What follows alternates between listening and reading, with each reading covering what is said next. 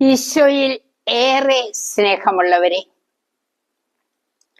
പരിശുദ്ധമ്മ എപ്പോഴും സ്വന്തം മക്കളോട് അടുത്ത് ഇടപെടാൻ ആഗ്രഹിക്കുന്നു. 1917 മെയ് 13 പരിശുദ്ധമ്മ 3 ഇടയ കുട്ടികൾക്ക് ദർശനം നൽകി. Lucy, Jacinta, Francis. അവർക്ക് തുടർച്ചയായി 6 മാസത്തേക്ക് എല്ലാ 13-ാം തീയതികളിലും ദർശനം അനുവദിച്ചു.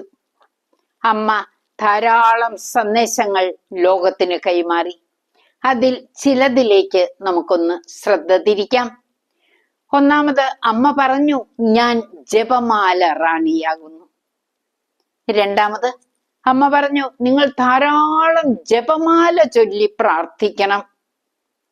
മൂന്നാമത് പറഞ്ഞു, പാപത്തിൽ അധപ്പതിച്ചുകൊണ്ടിരിക്കുന്ന ലോകത്തെ രക്ഷിക്കുന്നതിനു വേണ്ടിയാണ് ഭൂമിയിലേക്ക് ഈശോ എന്നെ അയച്ചത്. വിമല ഹൃദയത്തിൽ നിങ്ങളെ തന്നെ പ്രതിഷ്ഠിക്കാൻ പരിശുദ്ധമ്മ ആവശ്യപ്പെടുന്നു. അമ്മയുടെ സന്ദേശങ്ങൾ, ഫാത്തിമ സന്ദേശങ്ങൾ ഇന്നും നമുക്ക് പ്രിയപ്പെട്ടതാണ്. നമ്മുടെ മുഴുവൻ ജീവിതത്തെ സ്വാധീനിക്കുന്ന ആ സന്ദേശങ്ങള് സ്വന്തമാക്കണ്ടേ? അമ്മയോട് നമുക്ക് പ്രാർത്ഥിക്കാം.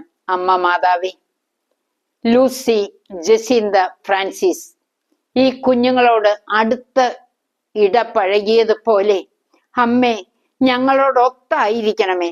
ഞങ്ങൾക്ക് വേണ്ടി തിരുക്കുമാരനോട് മാധ്യസ്ഥം പ്രാർത്ഥിക്കണമേ. പിതാവിന്റെയും പുത്രന്റെയും പരിശുദ്ധാത്മാവിന്റെയും നാമത്തിൽ ആമേൻ.